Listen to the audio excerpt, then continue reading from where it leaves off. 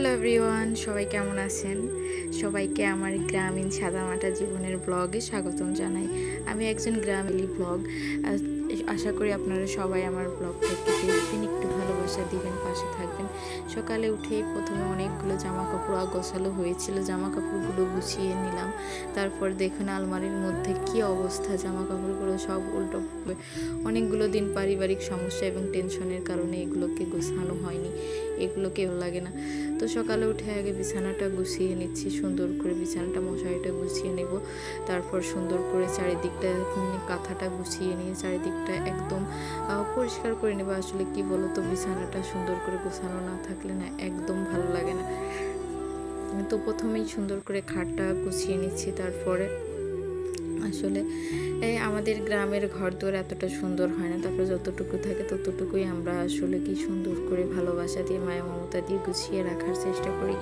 আর সবাই একটু বলবে যে আমার ব্লগটা কেমন লাগছে। যদি ভালো লাগে অবশ্যই একটি বিশেষ মন্তব্য একটি কমেন্ট বক্সে একটি কমেন্টে রেখে যাবেন অবশ্যই।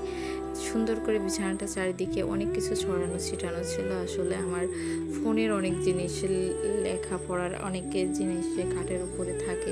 এই ঘরটাতে আমি ছিলাম গুছানোর পরে কিছু জামা কাপড় ছিল যেটা আমি সেলাই মেশিনে কাজ করি, সেলাই করার জন্য সেটা পুরানো জামা সেলাই করার প্রয়োজন ছিল। সেই জামাগুলোকে আলাদা করে একদিকে গুছিয়ে গুছিয়ে রাখছিলাম আর কি। আগে একবার দেখেছো সবগুলো গুছিয়েছি, এবার কোনগুলো কোন দিকে রাখবো সেগুলোকে আবার ভালো করে আর একবার গুছিয়ে নিচ্ছিলাম। সবগুলোকে বেছে বেছে আলমারিতে উঠিয়ে রাখতে হবে। নতুন পুরানো ড্রেসগুলো এক এক সাইডে আসলে করে নিচ্ছিলাম। আর তোমাদের যদি আবারও বলছি আমার ব্লগটি ভালো লাগে অবশ্যই একটু সুন্দর কমেন্ট করে যাবে। আর আমাকে একটু এগোতে সাহায্য করবে।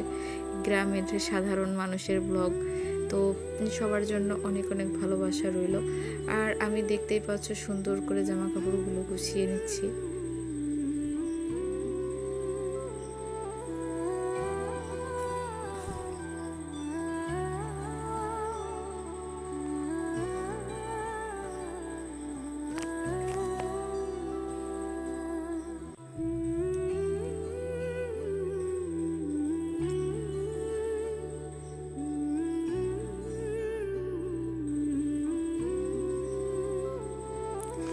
আমার যে পরার জামা কাপড়গুলো ছিল সেগুলোকেও একটু আলাদা আলাদা করে রেখে দিয়েছিলাম, সবগুলো বেছে বেছে।